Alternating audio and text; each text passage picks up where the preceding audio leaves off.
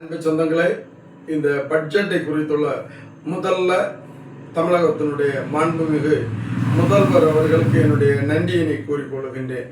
எதற்காக என்று சொன்னால், ஒரு புள்ளிவிவர கணக்கு சொல்வது என்னன்னா, இந்த வாகனங்களுக்கு டீசல் அடிப்பதில் அவங்க அதை கட்டுப்படுத்த போகிறாங்கன்னு. அந்த அதிகாரிகளுக்கு தேவையில்லாத 2 வாகனம் 3 வாகனம் அப்படின்னு வாகனங்களுக்கு அதில் இன்னும் ஒரு புள்ளி விவர கணக்கு என்ன சொல்லுதுன்னா, மாதம் 25 கோடி அப்படின்னா 300 கோடி ஒரு வருடத்திற்கு அனாமத்தாக செலவாகுதுன்னு ஒரு புதிய அரசு, மாண்புமிகு விஜயினுடைய அரசு கண்டுபிடிச்சிருக்குதுனாலே அது எவ்வளவு சிறப்பானது. மற்ற விஷயங்கள்ல நான் ரொம்ப உள்ள போல இதுக்கு இந்த பட்ஜெட்ல இந்த அனாமத்து ஏன் இதுக்கு ஒரு துணை கேள்வி கூட நான் சொல்லேன். தமிழ்நாட்டை பொறுத்த மட்டும் நான் ஒரு இஸ்லாமிய வனத்துறையை சார்ந்த ஒரு ரேஞ்சரை பார்த்தேன். அது உன்னிப்பா வீடியோ கூட எடுத்து வச்சிருக்கேன், படம் பிடிச்சி வச்சிருக்கேன். ஏன்னா அந்த ரேஞ்சருக்கு டிரைவராக இருக்காங்க. ரேஞ்சருக்கு வாகனத்தையும் அரசு வாகனத்தையும் தொடச்சி கழுவி கொடுக்கணும், அவருடைய சொந்த வாகனத்தையும் கழுவி தொடச்சி கொடுக்கணும். அதுக்கு மேலே அந்த ரேஞ்சருக்கு பேக்கு சாப்பாடு இதெல்லாம் அவர் இறங்கும்போ இவன் தூக்கிட்டு போகிறான், இந்த டிரைவர் தூக்கிட்டு போகிறான். இது தமிழ்நாட்டில் நடக்கக்கூடிய ஒரு மாவட்ட ஆட்சியாளருக்கு சரி, ஒரு எஸ்பிக்கு சரி, ஒரு டிஎஃப்ஓக்கு சரி, இந்த மாதிரிப்பட்ட ஆல் ஓவர் தமிழ்நாட்டில் ஒரு ஏன்னா இந்த இந்த இந்த பணியை செய்யக்கூடியவங்க பிராமின்ஸாக இருக்காது. இந்த இந்தியாவில் பிராமின்ஸ் தான் முதல் ஜாதியில் பெருசாக சொல்லுவாங்க. ஆனால் இந்த டிரைவராக போகிறவங்க எல்லாம் சாமானியப்பட்ட மக்கள் தான். ஆனால் இந்த அரசு அதிகாரிகள் எல்லாம் நம்ம உறவினர்கள், சொந்தக்காரங்க, அண்ணன், தம்பி, அப்பன், பெரியப்பன், சித்தப்பன், இவங்க எல்லாம். அவன் தனக்கு தெரிந்தவர்களை வாய்ப்பு கிடைக்குமா அடிமையாக நினைப்பது. ஏன் ஒரு வனத்துறையை சார்ந்த ஒரு ரேஞ்சருக்கு தன்னுடைய உணவும் தன்னுடைய பேக்கும் கையில் தூக்கிட்டு போகக்கூடாதா? இவன் இந்த டிரைவர் தான் தூக்கிட்டு போகணும்.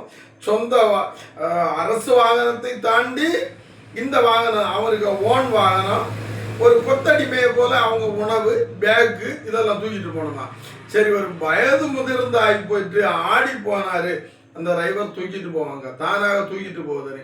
யங்ஸ்டேஜ் நல்ல எக்ஸசைஸ் பாடி உள்ளவங்க தூக்கிட்டு வா அப்படின்னு சொல்வது இது ஒரு அடிமைத்தனம். இதெல்லாம் கட்டுப்படுத்துவதற்கு மறைமுகமாக மாண்புமிகு முதலமைச்சர் இந்த அனாமத்து செலவுகளை கட் பண்ணக்கு உடனடியாக உத்தரவுப்பட்டிருக்காங்க. அதற்கு என் முதற்கண் நன்றி. அடுத்தபடியாக தமிழ்நாட்டில் கன்னியாகுமரி மாவட்டத்தில் 6 சட்டமன்ற உறுப்பினர்கள் 5 உறுப்பினர்களுக்கு தெளிவாக தெரியும், தமிழ்நாடு கன்னியாகுமரி தனியார் காடு, சூழியல், கஸ்தூரி ரங்கன், காக்க, இப்படியெல்லாம் பல்வேறு சட்டத்தில் அந்த நிலங்கள் அபகரிக்கப்படுது. அதில் இந்த முறை இந்த பட்ஜெட்டில் ஒரு 13 தாலுக்குகள் இன்னொரு சிஸ்டத்தில் கொண்டு போகிறாங்க. அதுக்கு என்ன சொல்லியாங்கன்னா, கல்குவாரிகளெல்லாம் அடிப்பதற்கு, செருப்பதற்கு இந்த மாதிரி கொண்டு போகிறாங்க, உயிரினங்களை பாதுகாப்பதற்கு கொண்டு போகிறாங்க, விவசாயிகளுக்கு எந்த பாதிப்பு இல்லைன்னு சட்டம் அமல்மெண்ட்டுக்கு வருது. ஆனால் 5 சட்டமன்ற உறுப்பினர்கள் ஒன்றும் தெரியாதது போல பதில் பேசாமல் இருக்காங்க. இது எதை நான் சொல்ல என்னன்னா, குமரி மாவட்டம் எஜுகேஷனில் அதிகமாக இருந்தாலும் வேலை வாய்ப்புகள் குறைவு. ரப்பர் விவசாயிகள், மரியாதைக்குரிய ஐயா காமராஜருடைய சத்துணவை குறித்து பல்வேறு விவாதங்கள் இன்றைய தினம் நடந்தது. என்னன்னா, அம்மா உணவகம், இதுக்கெல்லாம் வீண் நேரம் அங்கே என்ன ஸ்டிக்கர் ஒட்டி இதுக்காக வீணாக டைமை நீங்கள் வேஸ்ட் பண்ணுதிய தமிழகத்தினுடைய சட்டமன்ற உறுப்பினர்கள். நான் சொல்லேன், அரசு எந்த அரசு கொண்டு வந்தாலும் சரி, தமிழ்நாட்டில் ஐயா காமராஜ் கொண்டு வந்த ரோடு இருக்கு, அந்த ரோடை நீங்கள் ஒரு 20 மீட்டருக்கு அப்பாற்பட்ட ஏதாவது பண்ணுவீங்களா? அது எம்ஜிஆர் காலத்தில் கொண்டு வந்தாலும் சரி, கலைஞர் காலத்தில் கொண்டு வந்தாலும் சரி, நீங்கள் ஸ்டிக்கர் ஒட்டினீங்க எங்களுடைய அரசு கொண்டு வந்ததுன்னெல்லாம் சொன்னால் மக்களுடைய வரி பணம். நீங்கள் மக்கள் பிரதிநிதிகளாக அரசியல் அமைப்பு, அம்பேத்கருடைய அரசியல் அமைப்பில் இந்தியாவுடைய ஜனநாயகத்தில் வாரீங்க, அதற்கு ஊதியம் வாங்கிட்டு போயிட்டே இருக்குது. அதை சட்டமன்றத்தில் மீண்டும் மீண்டும் விவாதம் பண்ணி இது எங்களுடைய திட்டம்னா உங்களுடைய சொந்த வரிப்பணத்தில் சன் டிவியில் எடுத்து பணத்தை கொடுத்தீங்களா, இல்லை உங்களுடைய சொந்த குடும்ப பணம் உங்களுடைய உழைப்பில் ஏதாவது திட்டங்களை வகுத்தீங்களா? இது திமுக அரசு சொல்வதில்லை, அதிமுகவின் சேர்த்து தான் சொல்லி அத்தனை அரசுகளுக்கும் எங்களுடைய ஸ்டிக்கர்னா உங்களுக்கு அறிவு இருப்பதனால ஒரு திட்டத்தை வகுத்திருக்குது. ஆனால் இதுக்கெல்லாம் அஸ்திபாரம் ஐயா காமராஜர் கல்வியை கொடுத்தாரு, ஏன் பிள்ளைங்க வரையில அதுக்கு உணவு கொடுத்தாரு. இதுதான் அது பிறகு ஐயாய்க்க பேரை மாற்றிட்டு அம்மா உணவுன்னு கொண்டு வந்தீங்க, இதுக்கு நிதிநிலை ஒதுக்கீடு இல்லைன்னு வீணாக சட்டமன்றத்தில் நேரத்தை வீணாக செலவழிக்கிறீங்க. நான் என்னுடைய கருத்தை என்னன்னு சொன்னால், நீங்கள் குமரி மாவட்டத்தில் பல்வேறு சட்டத்தை கொண்டு வந்துட்டு நிலங்களை தனியார் பாதுகாப்பு சட்டம் ஒவ்வொரு நேரங்களில் நீங்கள் சொன்னீங்க.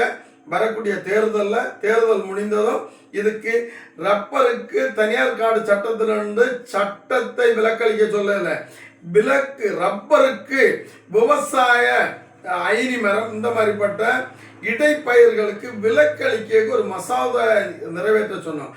திமுக அரசும் செய்யலை.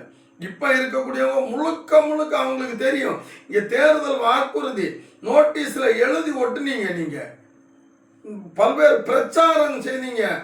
ஆனா சட்டமன்றத்தில் இதை பற்றி பேசுனீங்களான்னு கேட்டா அது ஒரு சாக்கு போக்கு செல்லுதிய.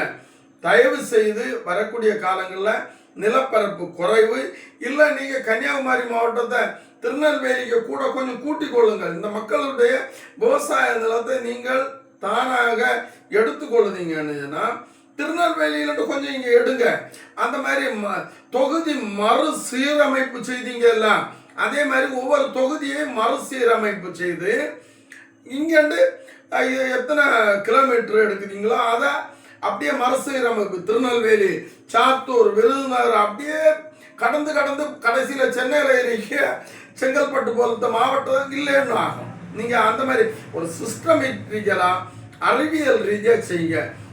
அதை தவிர்த்து ஒன்றும் தெரியாத மாதிரி சட்டமன்ற உறுப்பினர்கள் அது எனக்கு உங்களை விமர்சிக்க தெரியல. தயவு செய்து அறிவு சார்ந்தவர்கள் இந்த வீடியோவை பார்க்குறீங்கன்னா அறிவு சார்ந்தவர்கள். விவசாயத்துக்கு இன்னைக்கு கேரளாவில் என்ன செய்யாங்கன்னா ரப்பர் பாலை எடுத்து பெயிண்ட் தயாரிக்காங்க, கண்டுபிடிச்சிருக்காங்க. கேரளாவிலிருந்து 100 ஆண்டுகளுக்கு முன்னே இங்கே தொழிற்சாலை உருவாக்கி எவ்வளோ வேலை வாய்ப்பை கொடுத்துட்டு இருக்காங்க. ஆனால் ரப்பர் விவசாயத்தை குறித்து தமிழ்நாட்டில் சட்டமன்றத்தில் ஒரு வார்த்தை ஏதாவது ஒரு சட்டமன்ற உறுப்பினர் பேசுனீங்கன்னா என்ன பண்ணிட்டு இருக்குதுன்னு தெரியாது, உங்களுக்கு கேள்வி கேட்பதற்கு தெரியாதா என்னன்னு தெரியல. நான் வெட்கப்படுகின்றேன். குமரி 2 ஐயா காமராஜருடைய ஒரு சித்தாந்தத்தோடு உங்களுக்கு பேசி கேள்வி கேட்கவே தெரியாதா? ரப்பர் விவசாயிகளுக்கு இந்த பட்ஜெட்ல நீங்க என்ன செய்தீங்க? புதிய தொழிற்சாலைகள் உருவாக்குவதற்கு செய்தீங்களா? கீரிப்பாறையில நீங்க புதிய தொழிற்பூங்கா வெள்ளமடத்துல எல்லாம் உண்டாக்கண்டா. கீரிப்பாறையில இருக்கக்கூடிய இடத்துல ரப்பர் பாலை வச்சுட்டு அடுத்து என்ன செய்யலாம்? படித்த இளைஞர்களுக்கு வேலை வாய்ப்பு கொடுப்பதற்கு முயற்சியாவது செய்யுங்க. ஒன்றும் கண்டுகிடாத செவிட்டு விரியன் பாம்பு குட்டிகளாக சட்டமன்ற உறுப்பினர்கள் தயவு செய்து இருக்காங்க. அடுத்த வீடியோவில் மீண்டும் வருகின்றேன். நன்றி, வணக்கம்.